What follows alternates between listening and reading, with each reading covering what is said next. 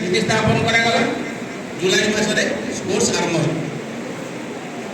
ମାତ୍ର 64ଟି ପିଲାଙ୍କୁ ନେଇକି କଲେଜ ଆରମ୍ଭ ହୋଇଥିଲା। ପରବର୍ତ୍ତୀ ସମୟରେ କଲେଜକୁ କେମିତି ଫଣ୍ଡ ଆସିବ,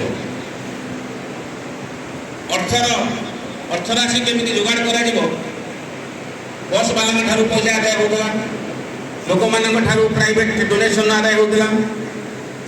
ଆମର ଯିଏ କଲେଜର ପ୍ରାଣ ପ୍ରତିଷ୍ଠାତା ସ୍ୱର୍ଗତ ଶ୍ରୀପତି ନନ୍ଦ ତାଙ୍କ ନେତୃତ୍ୱରେ ଏସବୁ ଚାଲିଥିଲା ଏବଂ ଆମର ସେତେବେଳେ ସଭାପତି ଥିଲେ ଓଡ଼ିଶାର ଉପମୁଖ୍ୟମନ୍ତ୍ରୀ, ପରେ ମୁଖ୍ୟମନ୍ତ୍ରୀ ହେଲେ ଶ୍ରୀଯୁକ୍ତ ବୀରେନ୍ଦ୍ର ମିତ୍ର ସଭାପତି ଥିଲେ ସିଏ ଆମର।